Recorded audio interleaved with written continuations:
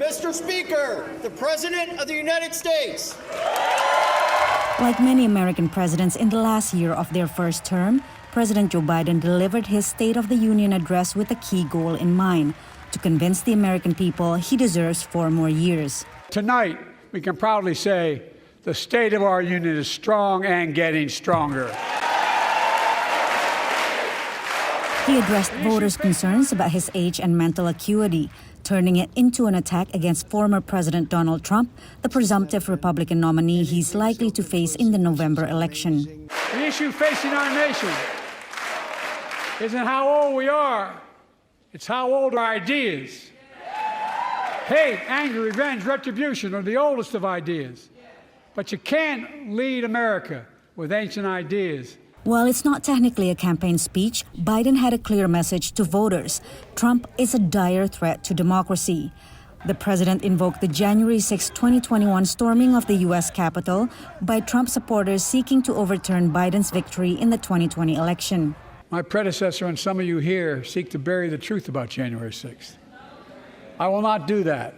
As Israel's military campaign raged in Gaza, Biden announced a dramatic measure to deliver much-needed aid for Palestinians. Tonight, I'm directing the U.S. military to lead an emergency mission to establish a temporary pier in the Mediterranean on the coast of Gaza that can receive large shipments carrying food, water, medicine, and temporary shelters. No U.S. boots will be on the ground. It's unclear whether the plan will be enough to appease progressive Democrats, Arab and Muslim Americans outraged by Biden's unyielding support of Israel. Hundreds protested outside while he spoke. Biden underscored Israel's right to self-defense against Hamas while calling for a temporary ceasefire and the release of hostages held by the militant group. And in a rare rebuke to Israel, he expressed frustration over the lack of aid and the 30,000 death toll in Gaza. To the leadership of Israel, I say this: humanitarian assistance cannot be a secondary consideration or a bargaining chip. Protecting and saving innocent lives has to be a priority.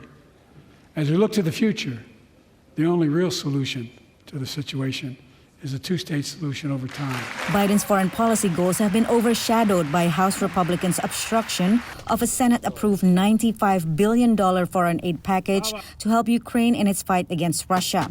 Biden urged them to pass the bill. My message to President Putin, who I've known for a long time, is simple: we will not walk away. Biden urged Congress to pass a bill on immigration and border security, a key issue for American voters.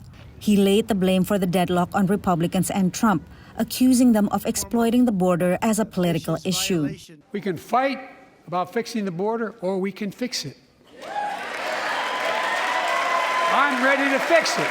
He vowed to protect the right to abortion and in vitro fertility treatment, a top concern for Democrats amid conservative states restricting access. Many of you in this chamber and my predecessor are promising to pass a national ban on reproductive freedom. My God, what freedom else would you take away? Biden also touted his policies, calling the American economy the envy of the world. He laid out a progressive economic agenda targeting corporate America and the wealthy. No billionaire should pay a lower federal tax rate than a teacher, a sanitation worker, or a nurse. Alabama Senator Katie Britt delivered the Republican response. President Biden just doesn't get it. He's out of touch. Under his administration, families are worse off, our communities are less safe, and our country is less secure. The data shows the economy has exceeded expectations, but inflation remains a major concern of voters, creating a potential weakness for Biden ahead of the election. Patsy Widakuswara, VOANews, Washington.